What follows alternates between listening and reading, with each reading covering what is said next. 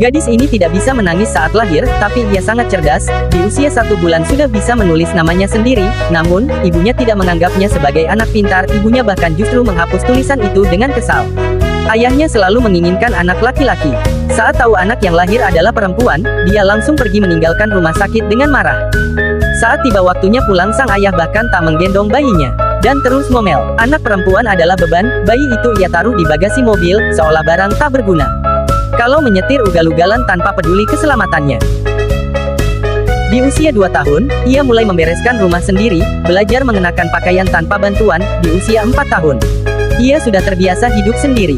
Ayahnya sibuk mencari wanita cantik. Ibunya berdandan dan pergi mencari pria kaya, kakaknya berangkat sekolah, si gadis kecil tinggal di rumah sendirian. Saat lapar, dia memasak sendiri. Memecahkan 2 telur, menambahkan adonan kue, lalu membuat wafle, menikmati masakannya sendiri sambil membaca majalah favorit. Hal itu membuatnya bahagia. Tak lama, semua majalah di rumah, ia katamkan. Kecintaannya pada membaca semakin besar. Ia lalu meminta ayahnya membelikan buku, tapi ayahnya berkata, TV mengajarkan segalanya. Buku itu tak ada gunanya. Gadis itu tidak menyerah. Ia tahu tak ada satupun anggota keluarganya yang mau mendukung. Semua orang pergi bekerja. Ia mencari alamat perpustakaan dari buku telepon, jaraknya 10 km, tapi dia tetap pergi ke sana, berbicara sopan pada pustakawan, lalu masuk ke bagian anak-anak. Petugas perpustakaan terkejut, melihat anak kecil itu sendirian, tapi gadis itu tidak butuh siapapun. Ia merasa damai di tengah-tengah buku. Sejak hari itu, ia datang ke perpustakaan setiap hari. Ia menamatkan semua buku anak-anak. Lalu beralih ke buku-buku yang lebih sulit. Pustakawan sangat terkesan dengan dedikasinya, hingga akhirnya memberikan kartu perpustakaan sendiri. Kini, ia bisa meminjam buku dan menghemat waktu. Sekarang dia berusia 7 tahun. Ia meminta ayahnya mendaftarkan dirinya, tapi sang ayah yakin usianya baru 4 tahun.